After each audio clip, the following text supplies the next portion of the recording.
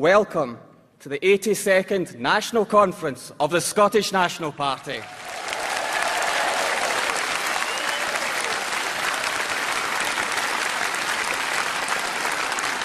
And of course, welcome to the wonderful city of Glasgow.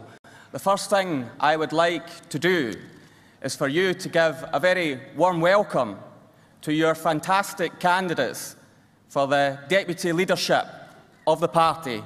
Please welcome your candidates.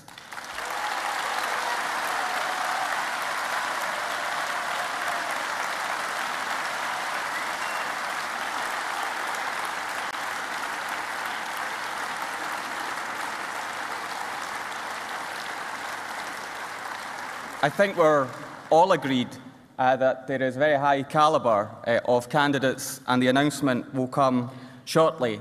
But let's just reflect on the fact that this is our first party conference since we won the Scottish Parliament elections in May 2016.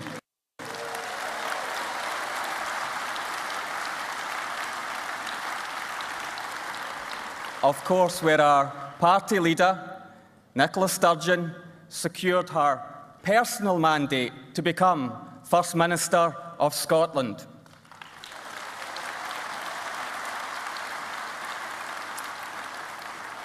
But delegates, let me tell you, as your business convener, that this is the biggest ever conference in the history of the SNP.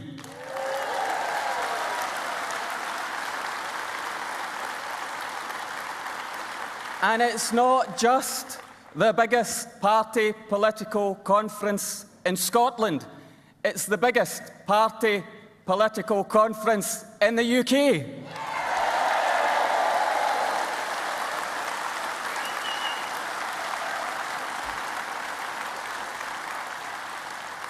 (3,000 delegates, 500 media, 120 fringe events and 35 debates that we'll hold over the next few days, and still they come in. And of course we've embarked on further delegate empowerment with the e-ballot to determine what resolutions are discussed through topical resolutions, because that's the SNP, an inclusive and democratic party for Scotland, an inclusive and democratic country.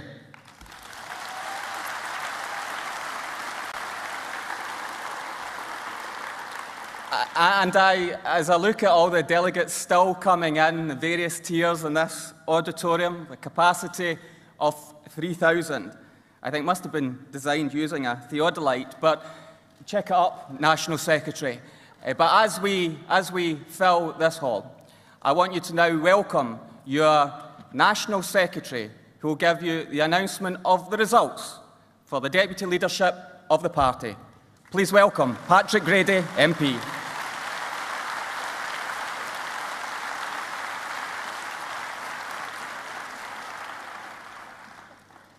Thank you, Conference. I can announce the results of the ballot for Deputy Leader of the Scottish National Party.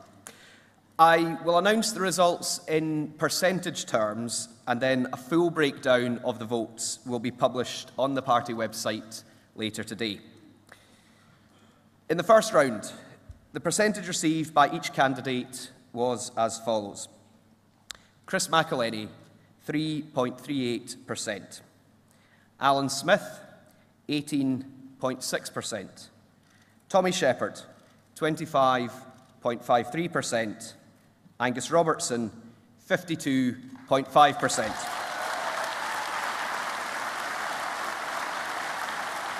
I therefore declare that Angus Robertson MP has been elected as Deputy Leader of the Scottish National Party.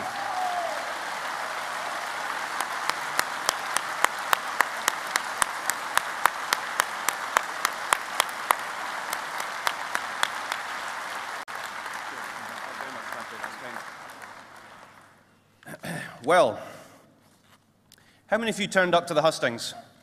Go on, hands up, quite a lot of you. Well, first of all, thank you to all of you. On behalf of all of us, we spent weeks and weeks and weeks travelling from Tain to Peebles, from Aberdeenshire to the the southwest of the country, and around 30 hustings, packed, lots of ideas, lots of questions, and I have to say I've been absolutely bowled over to have been elected as the Deputy Leader of the Scottish National Party. So thank you to all of you who voted for me, and thank you to all of you who voted for the other candidates as well. I think it is a model election process, and all of the SNP, all of our members should be immensely proud about the constructive way in which we hold our internal debates. Thank you very much.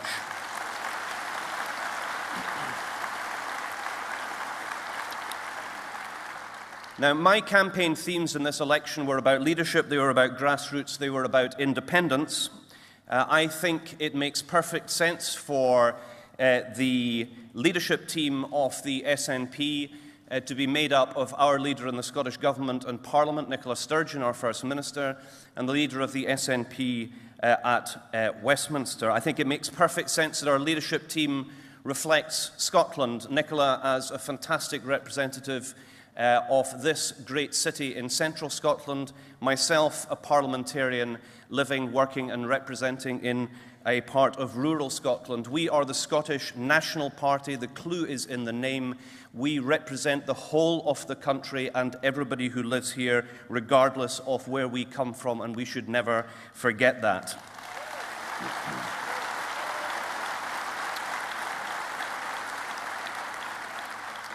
We're the most effective political party in this country. Our strength comes from our members, our branches, our local grassroots campaigning, and our partnership with councillors and parliamentarians. And we need to make sure that our organisation, our policy making, our campaign techniques keep pace with the rapid growth in membership. And we need to empower everybody, every one of you, every one of our members who wants to play a part, because we have big challenges ahead and big opportunities. We are very, very close to independence, and we must start campaigning right now to persuade people who didn't vote yes in 2014. Securing 45% support in the independence referendum was a great achievement, but we must reach out to the 55% who voted no in 2014. And I believe that the SNP Deputy Leader has a big job to help make this happen, and I will work with Nicola Sturgeon to make this happen. And I'll also work with my fellow candidates who came up with some great ideas. All of us stood on distinctive platforms, and I undertook to help deliver on all of the best and the costed proposals. So to Tommy Shepherd, who focused on the organisational upgrade that we all want, there is much that can be delivered. To Alan Smith, who wants to protect our place in Europe, we must work together on that. And to Chris McElhaney, who highlighted the importance of our councillors and the forthcoming local government elections, we have to work together to get that right. Last but not least,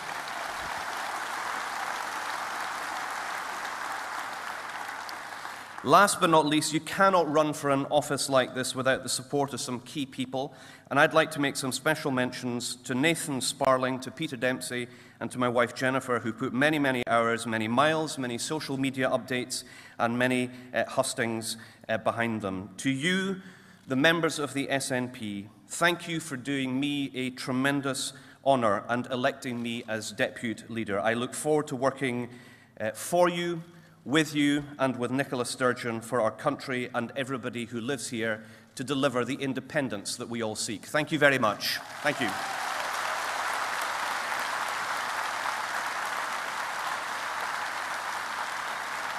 Please welcome the leader of the Scottish National Party and First Minister of Scotland, Nicola Sturgeon.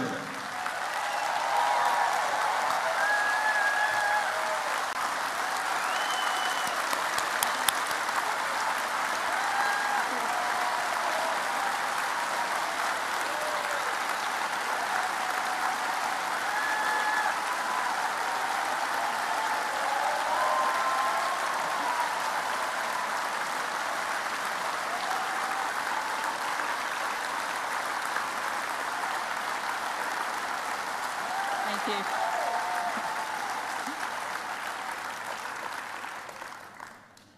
Conference, welcome.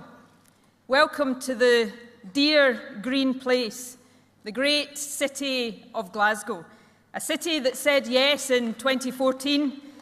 A city where every single citizen is now represented in the Scottish Parliament by an SNP constituency MSP.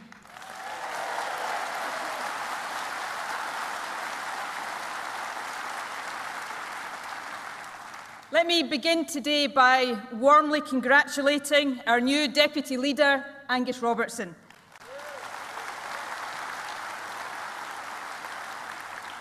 Conference, we had 4 first-class candidates to choose from. Indeed, we had more quality in our race for Deputy Leader than Labour managed in its election for Leader. So let me, on your behalf, thank Tommy, Alan and Chris for bringing their talents, their energy and their ideas to the contest. Each of you has a massive contribution to make to the future of our party.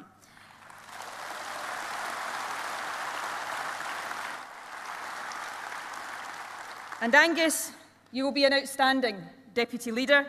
I'm delighted to have you by my side and I look forward to working with you as we lead our party and our country to even greater success.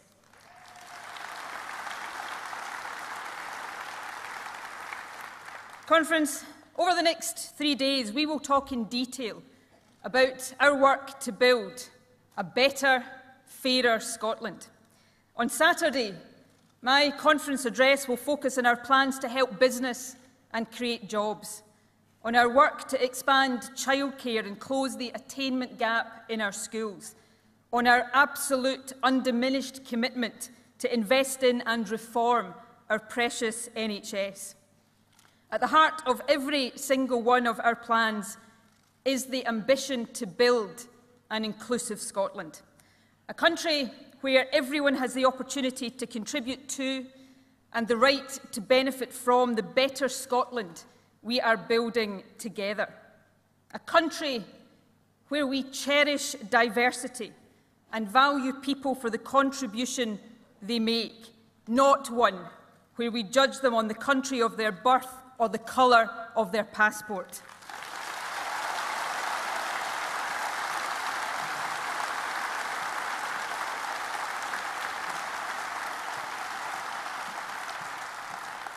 And the contrast with the Westminster government couldn't be more stark. Last week in Birmingham, we heard an intolerance towards those from other countries that has no place in a modern, multicultural, civilised society.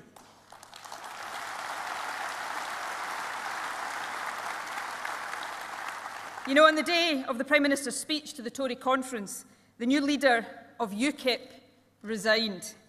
Perhaps she realised that her job and her party are now redundant. Last week, we saw the Tories adopt UKIP policy and Farage-style rhetoric, lock, stock and beer barrel. It was a disgrace. It shames the Tory party and everyone who speaks for it.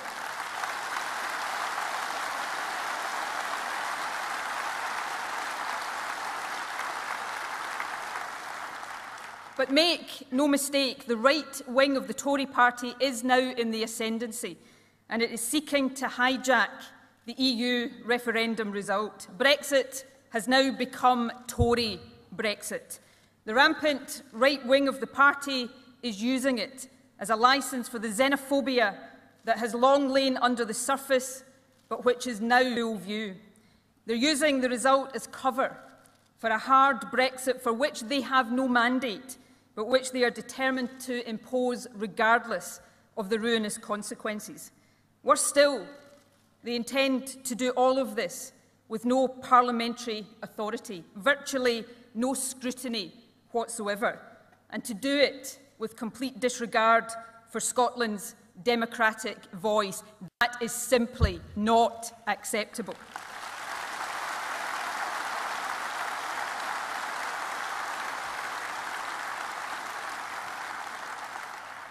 Last week, the Prime Minister told us how important it was to respect the democratic mandate of the people. I agree. which is why I say this to her today. It's high time you respected the 62% of people across Scotland who voted to remain.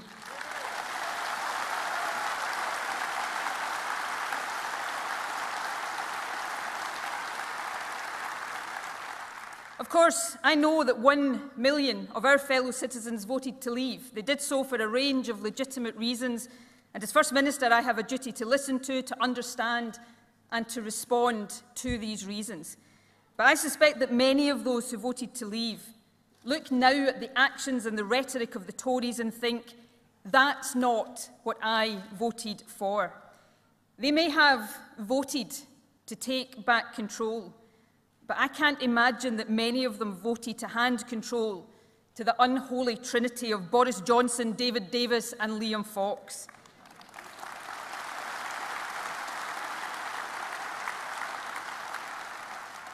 Boris Johnson, David Davis and Liam Fox, 3 men in a Brexit boat and not a paddle between them.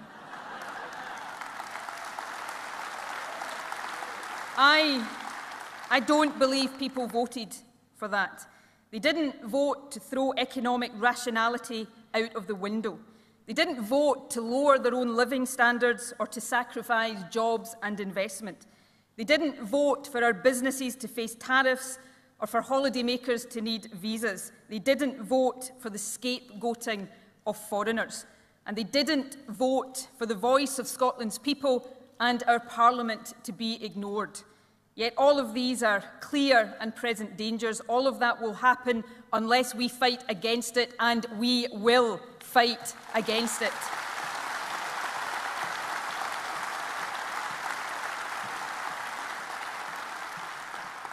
Our single most important job is to protect Scotland's interests, our democratic interests, our economic interests, our interests in social protection and solidarity, and our interest in influencing the world we live in.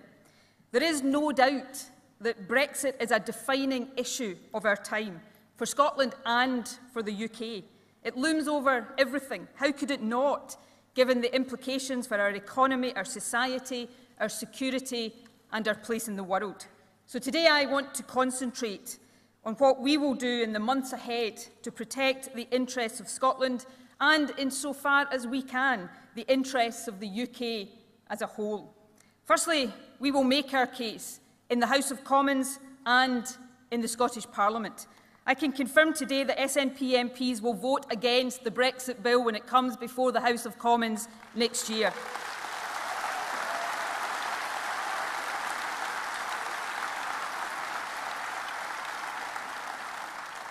That bill will repeal the legislation that enacted our EU membership. Scotland didn't vote for that, and so neither will our MPs.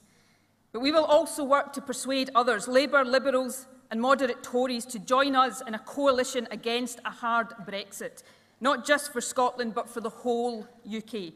We know that Brexit will damage our economy. Hard Brexit, removal not just from the EU but from the single market as well, will be disastrous. The Treasury estimates that the cost of the UK economy could be £66 billion. Here in Scotland, 80,000 jobs could be lost. Wages would be hit by up to £2,000 and growth in the economy would slow. There is no rational case for taking the UK out of the single market, and there is no authority for it either. How many times did prominent Leave campaigners assure us that leaving the EU did not mean leaving the single market? And the Tory party manifesto, on which Theresa May and every other Tory MP was elected, couldn't have been clearer. It said this: we say yes to the single market, but now we face a hard Brexit imposed by the hard right of the Tory party. Well, let me say this. The Prime Minister may have a mandate to take England and Wales out of the EU, but she has no mandate whatsoever to remove any part of the UK from the single market. And if the majority in the House of Commons stand up for what they know to be right, she will not get away with doing it. Friends,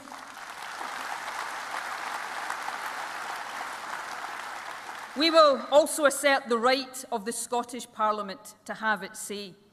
Remember, after the no vote in 2014, we were told that the Sewell Convention, which means that the UK Parliament can't make law in devolved areas without the consent of the Scottish Parliament, would be sacrosanct. Every party signed up to this. Now it seems the Tories are reneging. They want to rip up the Smith report.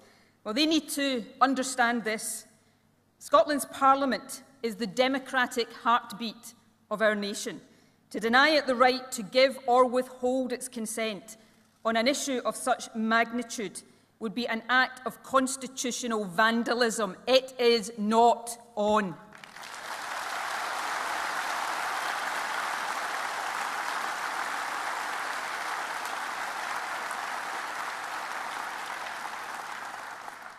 As well as parliamentary action, over the next few weeks we will table specific proposals to protect Scotland's interests in Europe and keep us in the single market, even if the rest of the UK decides to leave.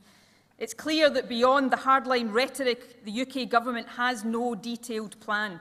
So the Scottish government will set out a plan for Scotland. We will seek to make this plan a key element of the UK's Article 50 negotiation. It will require substantial additional powers for the Scottish Parliament. All the powers in our areas of responsibility that currently lie with the EU, and significant new powers too.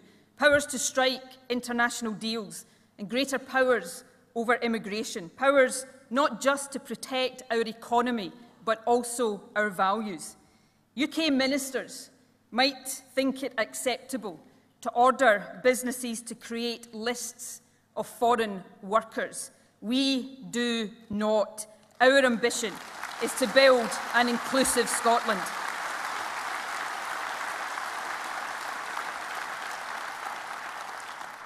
Conference, the morning after the EU referendum, I said I would seek to find a way to allow Scotland's voice to be heard and our interests to be protected.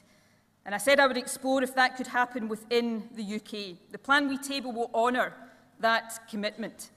But let me be clear about this. Its chance of success will depend not on us, but on the attitude of the UK government. Recent signs have not been promising. Last week, we heard from the Prime Minister a disregard for Scotland's democratic voice that was reminiscent of Margaret Thatcher, an assertion of Westminster constitutional supremacy that belongs in another century. High-handed pronouncements that dismiss Scottish opinion might delight the Tory party conference, but they are no longer acceptable to mainstream Scotland.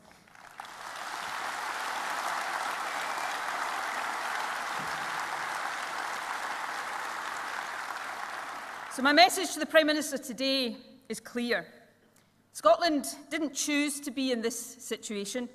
Your party put us here.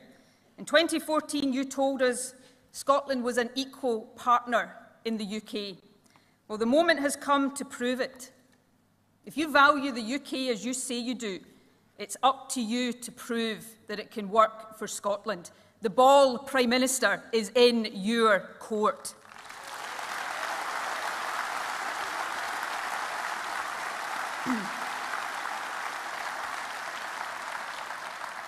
But hear this.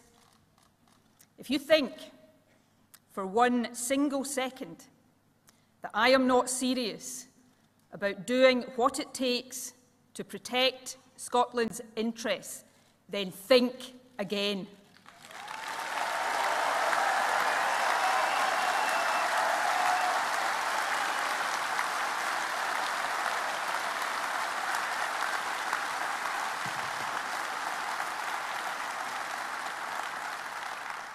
If you can't or won't allow us to protect our interests within the UK, then Scotland will have the right to decide afresh if it wants to take a different path. A hard Brexit will change the UK fundamentally. A UK out of the single market, isolated, inward-looking, hemorrhaging jobs, investment and opportunities will not be the same country that Scotland voted to stay part of in 2014. If that's the insecure, unstable prospect we face as part of the UK, then no one will have the right to deny Scotland the chance to choose a better future.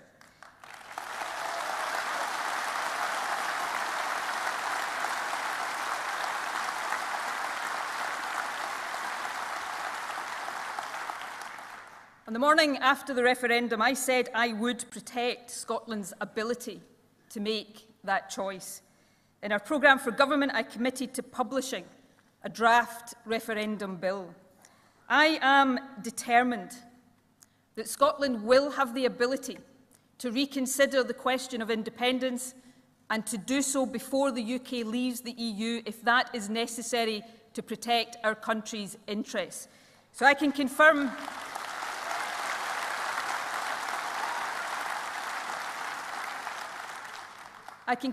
today that the independence referendum bill will be published for consultation next week.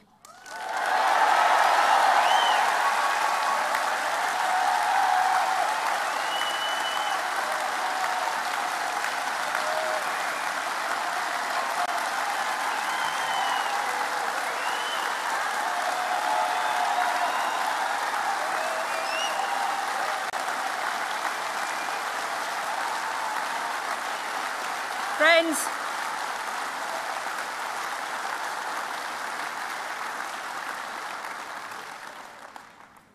you know, friends, there's not a day that passes just now without someone advising me to hurry up with a referendum.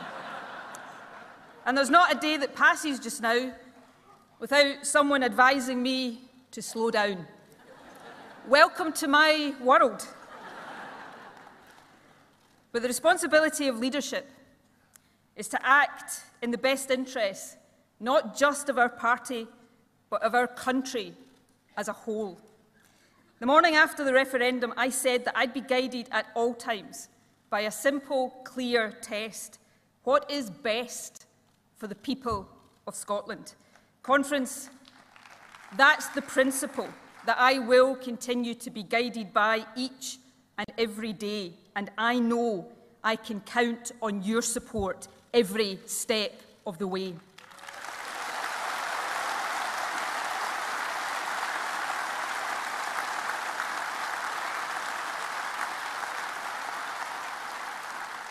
There's one final point I want to make before our conference gets underway, and it's an important one. When Scotland does come to take this decision again, whenever that might be, we must not take for granted how anyone will vote. It will be a new debate, not a rerun of 2014. We must not assume that people's views, yes or no, are the same today as they were 2 years ago. Instead, we must engage the arguments with a fresh eye and an open mind. The case for independence will have to be made and won. But let's never lose sight of this. We are one of the wealthiest nations on earth. We are rich in natural resources. We are world leaders in life sciences, technology and renewables. We are at the cutting edge of advanced manufacturing. In tourism, in food and drink, we are unrivalled. Our foundations are strong. So if the choice we face is an inward-looking, insular Brexit Britain, governed by a right-wing Tory party obsessed with borders and blue passports at the expense of economic strength and stability, or a progressive, outward-looking, internationalist Scotland able to chart our own course and build our own security and prosperity, then know this, that is a case we will win.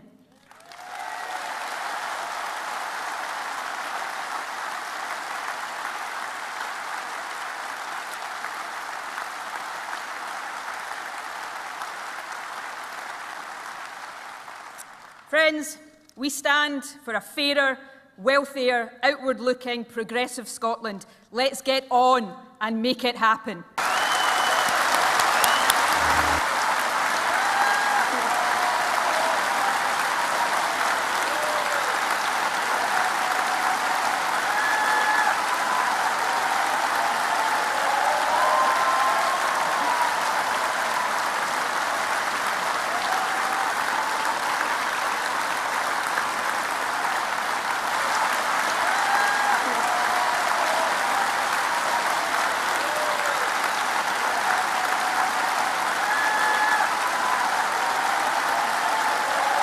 Conference, 10 years ago, we embarked on the Scottish Parliament election campaign.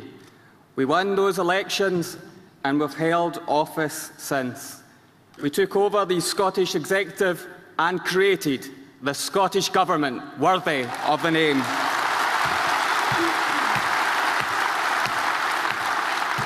And of course, we have had two First Ministers, Alex Salmond and Nicola Sturgeon, over those 9 years.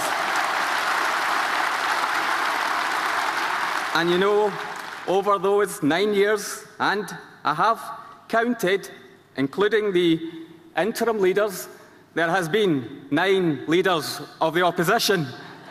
That's almost one for every year that we have been in office. So whilst they change their leaders, we change Scotland for the better. No wonder, with our record of delivery in the Scottish Government, that trust in the Scottish Government is so high.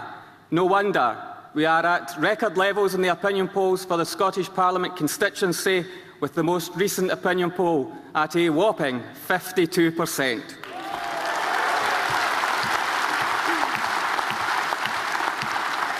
But Conference, being appointed as Cabinet Secretary for Finance is a real honour. The First Minister clearly didn't think I'd be busy enough and has doubled my role to include that of the Constitution. No pressure then, after yesterday's announcement. But I am determined to do all that I can in this role to ensure that we deliver on our promises, building the nation that we aspire to be. Conference, the happiest countries in the world are also the fairest, which is why we are determined to create a fairer Scotland, tackling inequality in the process. A progressive taxation system has a key role to play, where taxes are proportionate to the ability to pay, provide certainty for taxpayers, allow for convenient payment and should be efficient in their operation. We want to protect public services and also to transform them. We want to build growth in our economy, and we want that growth to be resilient and inclusive.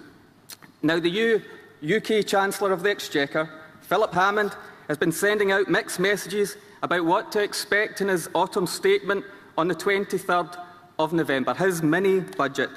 So let me help him out and tell him, in a simple sentence, what Scotland expects. When he resets his fiscal policy, as he said he would do, I call on him to do this: end austerity now.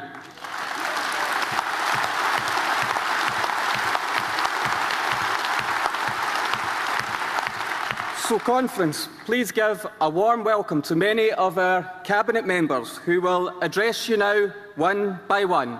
First up, Shona Robison, your Health Secretary.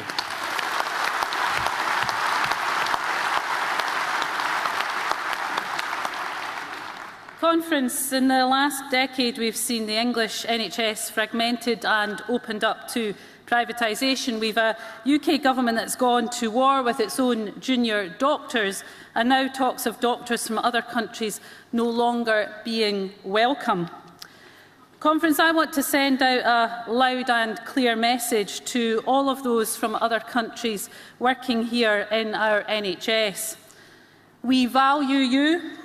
We want you to stay. Thank you for choosing to come here and work for our NHS.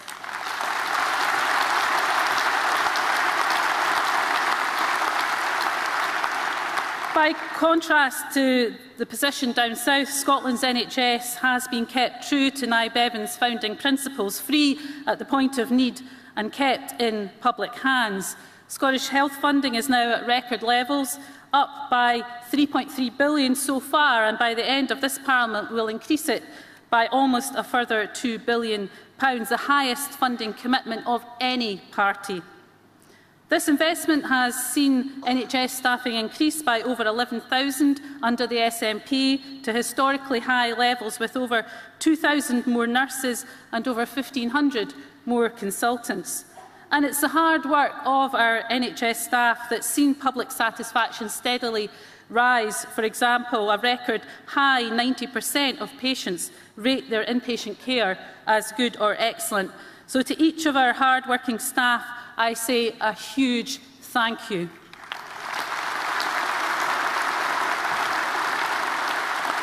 Conference, I'm proud of our record in government. It was this party that scrapped prescription charges, ending the tax on illness in Scotland. And don't forget, the Tories still want to bring these charges back, including for cancer patients. We work in partnership with NHS staff to deliver for patients. Let me give you one example. We've worked with the Royal College of Emergency Medicine to develop the 6 Essential Actions Emergency Care. The result? Scotland's had the best performing hospital A&E in the UK for the last 18 months. But Conference, we want to go further. Yes, we have challenges, but unlike our opponents, we also have plans to meet them. We're going to increase the share of frontline NHS budget going to primary care and community care to bring treatment closer to home. Having already integrated health and care services, we're going to increase NHS funding for social care to help our ageing population live at home or in homely settings for as long as possible. And we're going to increase mental health funding and deliver a new 10-year mental health strategy to ensure, whether your need is physical or mental, that an NHS is there for you. We also want to ensure that by the end of this Parliament, everyone who needs palliative care can get it. I've only got a short amount of time, so I'll tell you about just one of our plans. We're giving a new focus to specialist children's palliative care services. Nothing can be more important than making sure that the most vulnerable children and their families get the care and support they need. So I'm delighted to announce that as part of our plans, we'll be providing the fantastic children's hospice charity CHAS with approximately £30 million over the next 5 years.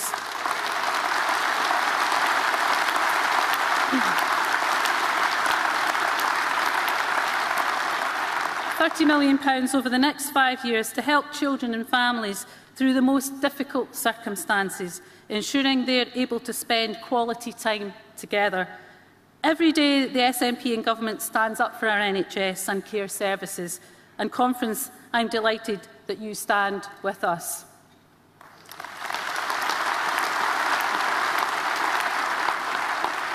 Conference, it gives me great pleasure to introduce my colleague, the fantastic Cabinet Secretary for Justice, Michael Matheson. Conference, nearly 10 years ago now, we set out to turn around our justice system here in Scotland, to create safer communities and to transform the way in which we deliver justice in this country. From reforming our police and fire service, to modernising our court system, investing in our prison service, putting victims at the very heart of our justice system, and tackling the scourge of crimes, such as domestic violence that blights the lives of too many women and children in our society today. And over that decade, with the support of the police and many others, recorded crime in Scotland is now at a 42-year low.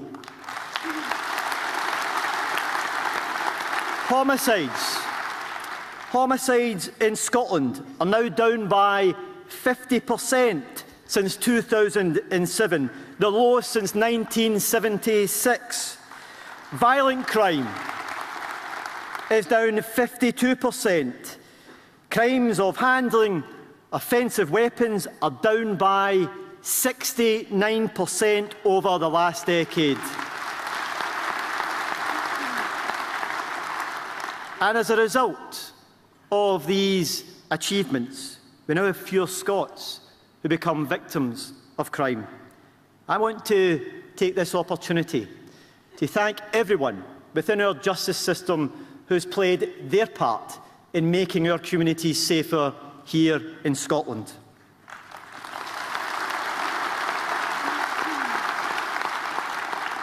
During the last decade, we've not just been making our streets safer, we've also been investing in our communities. Since 2008, We've been taking the money from the criminals and investing it in our communities. Through our Cashback for Communities programme, we have now invested £75 million in sports, cultural, youth and educational activities for our children and our young people, our next generation, taking the money from the criminals and putting it back into the benefit of our communities.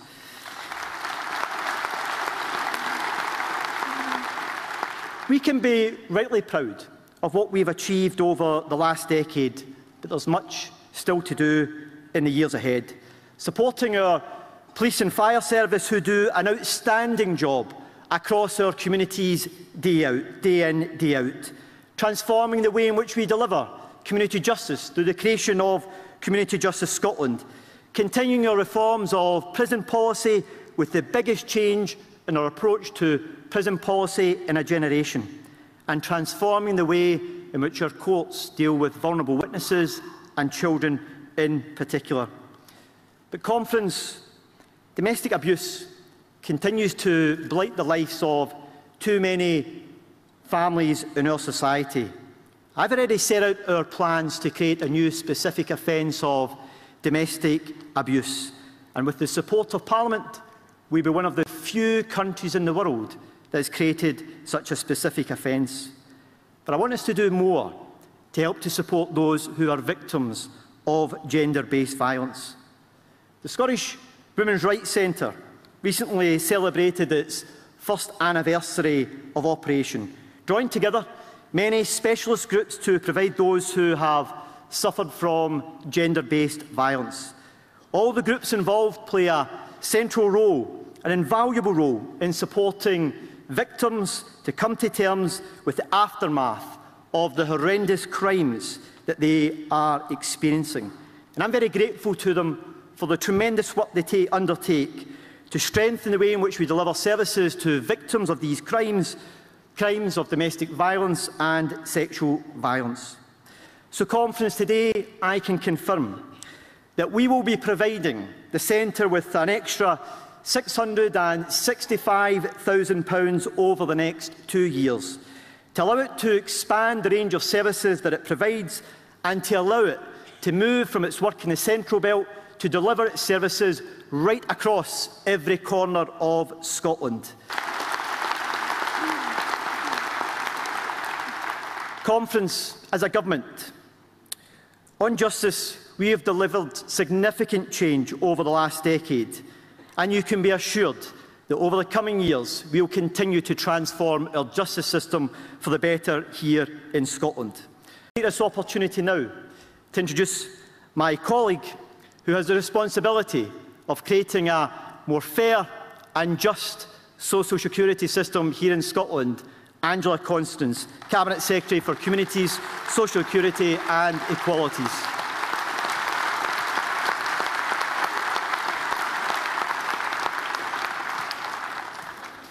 Thank you very much, Michael, and it's great to hear about that fantastic announcement of an additional £665,000 being invested in services to tackle violence against women and girls. Conference, since our re-election, we have taken the challenge of achieving a fairer Scotland to a new level. We are utterly focused on bringing about lasting change that's required to tackle deep-seated deprivation, poverty and inequality. And that's why the Fairer Scotland Action Plan that I recently launched outlines activities that will be taken right across this government, with 50 concrete actions for this parliamentary term. It's an ambitious, affordable and achievable plan which sets out our long-term commitment to make Scotland a fairer and more equal place to live in. I've also recently established a £29 million fund for communities and the third sector to find new ways to tackle poverty, funding projects that will provide childcare, create new jobs and support our local communities. And unlike the UK Tory government, which scrapped statutory child poverty targets last year, sweeping child poverty under the carpet. In this party, however, children will always come first.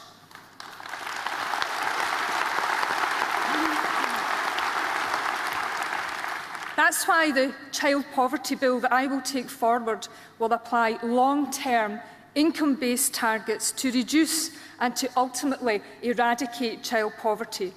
No mean feat, Conference, but we're well and truly up for it. Housing, of course, is key to achieving a fairer Scotland, and we're stepping up the pace in this with Kevin Stewart, the Housing Minister, working hard to ensure the delivery of at least 50,000 affordable homes over the lifetime of this Parliament. Homes that can create jobs, supporting communities and households the length and breadth of Scotland. Of course, we also continue to spend over £1 million a year protecting people from some of the worst aspects of so-called welfare reform. Money that could lift people out of poverty is being used to mitigate callous Tory government decisions.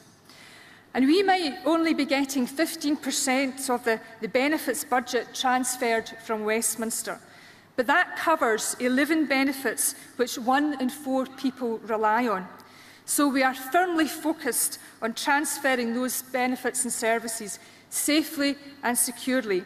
And Jean Freeman, the Minister for Social Security, is working hard to ensure that our new social security system will work with people and not work against them.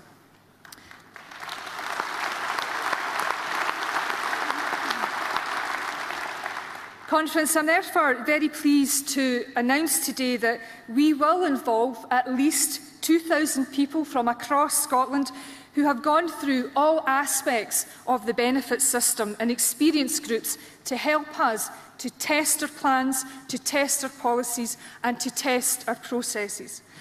Conference, the new social security powers will be the biggest programme of change in the history of devolution.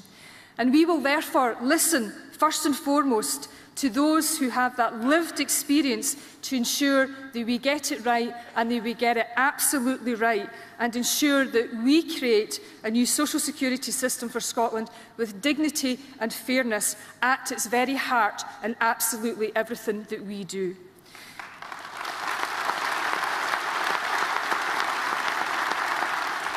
It's a great pleasure for me to now introduce the very passionate and feisty Roseanna Cunningham, MSP, Cabinet Secretary for Environment, Climate Change and Land Reform. Thank you.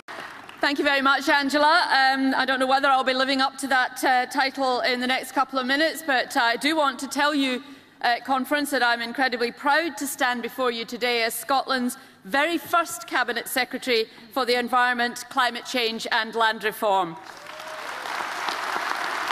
And despite the order of the title, I'm going to start with the land first, because it defines us and it's given us our very sense of national identity. We've shaped the landscape, but it in return has shaped us. And as a party, we've long been committed to radical land reform, a bold ambition, a massive task. We shouldn't forget the injustices of the past, but I think it's now time to look to the future. A future where our land, both rural and urban, is used to benefit the many, not the few.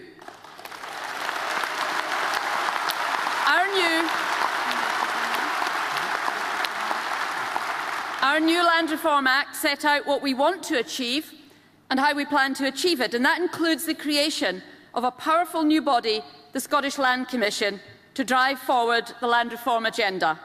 It will deliver for all of Scotland. And friends, it's fantastic to reveal today that the headquarters of the Land Commission will be in Inverness, the Highland capital.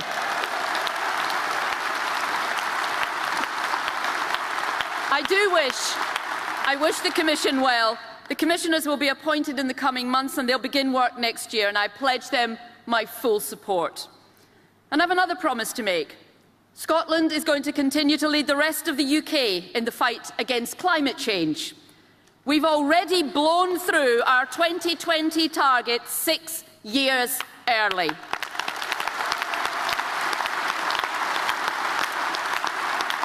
Naysayers said it couldn't be done. We did it. And we're about to raise the bar by setting tough new targets. I make no apology for using Scotland as an exemplar. Those aren't my words, Conference. They're the words of Lord Debon, the chairman of the UK Committee on Climate Change. And you may remember Lord Debon as John Selwyn Gummer. Yes, that's right, a Tory, publicly declaring the SNP are getting something right. That makes a change, doesn't it? Conference, climate change is one of the defining issues of our age, and make no mistake, it is a threat to our whole environment. I want to ensure future generations can agree Scotland was bold, Scotland delivered, Scotland got it right. The transition to a low-carbon economy means difficult choices, but there are opportunities too. The remarkable success of our renewable energy sector is testament to that. So we will go further, be bolder. If only we could say the same of the UK government, which has yet to ratify the Paris Climate Accord. Friends, there are powerful individuals and organisations who seek to thwart our work to protect the environment, fight climate change and achieve radical land reform. But our Parliament has spoken, and I promise you the will of the people of Scotland will prevail.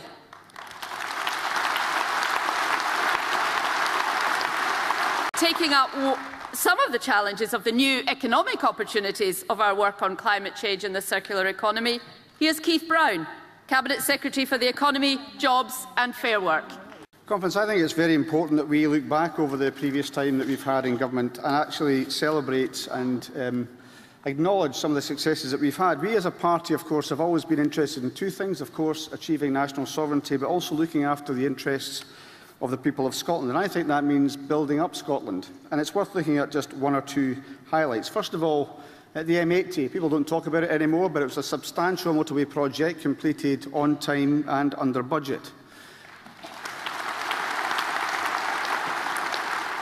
Many of you coming today to this conference will have used the M74, talked about for decades, but completed on time and on budget by an SNP government. There's many other projects. The Airdrie to Bathgate Railway project, I shouldn't say or pretend that these were done under my directorship. Many other ministers have been involved in this, but the Airdrie to Bathgate Railway completed on time and on budget. We've had a very interesting small project, which I'll mention, the Mastodloch bypass, which will be well known to people here from Murray. Now, a tiny little bypass, but they've been trying to build that for nearly 60 years, and it was an SNP government that completed that project.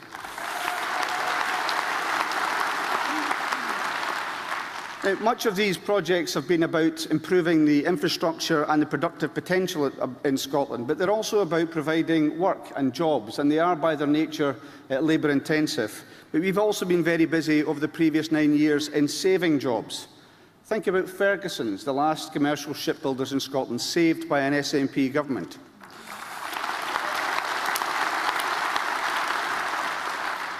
Think also about Prestwick Airport, or think about DL, the saviour through the First Minister and Fergus Ewing of the last steelmaking plant in Scotland, saved by an SNP government.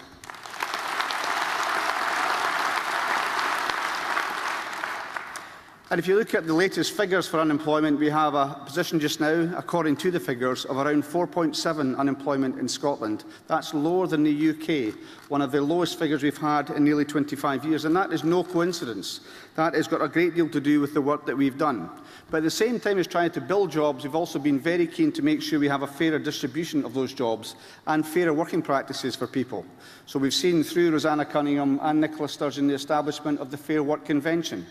We've seen the largest contract that's issued by any government in Scotland, and that's a contract for our railway services, guaranteeing to everybody involved in that company a living wage, but also guaranteeing to every subcontractor used by that company that everybody will have a living wage. This is making Scotland a fairer place and using the power of government to do that.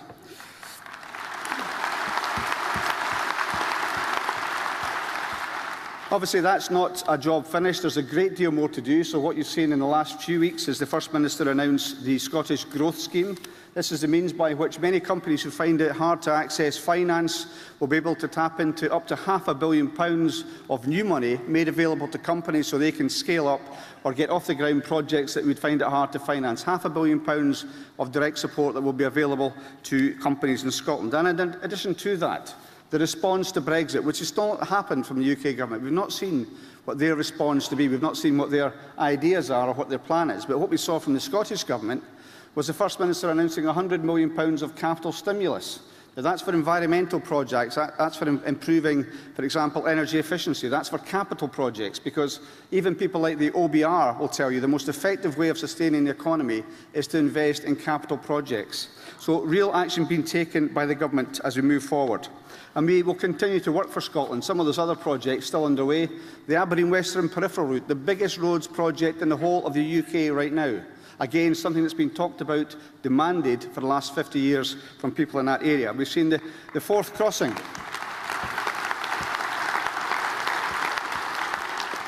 The biggest project that we have underway just now, the Forth Crossing, which will be completed by its contracted completion date and will be completed around £250 million cheaper than the tender price came in.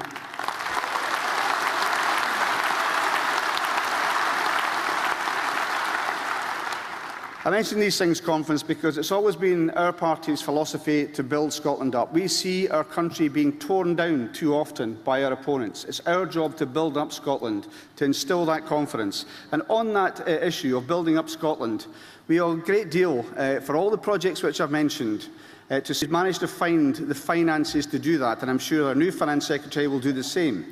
But our Finance Secretary over these years has had to find the money to make these projects a reality. Our Finance Secretary over these years has had to find the money to make these projects a reality. It's my pleasure, therefore, to introduce our former Finance Secretary, our Education Secretary, our Deputy First Minister, our John, ladies and gentlemen, John Swinney.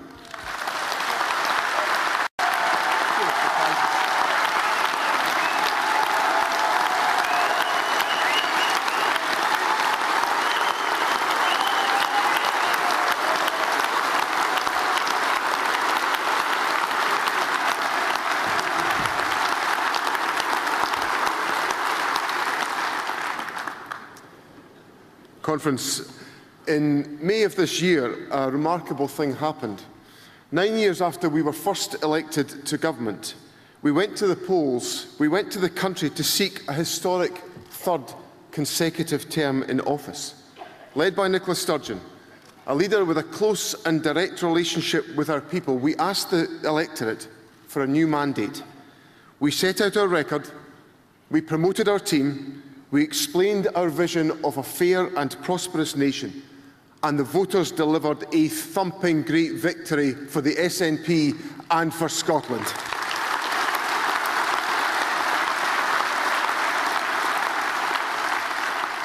Friends, the doors that you knocked, the leaflets you delivered, the voters you canvassed and the neighbours you convinced, that's what made our victory possible. It was a victory founded on hard work. It was built on doorsteps the length and breadth of Scotland. It's the greatest strength of this party. Now, don't get me wrong.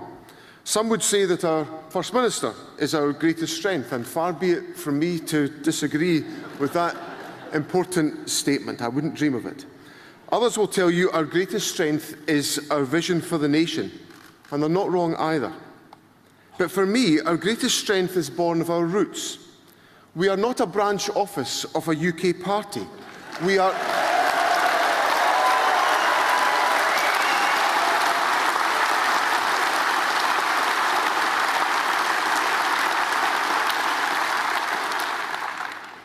We are neither apologists for a UK government. We draw our strength from every community, every town, every village, every creed and colour in this great nation. Friends, our greatest strength is that we are rooted in all of the communities of Scotland.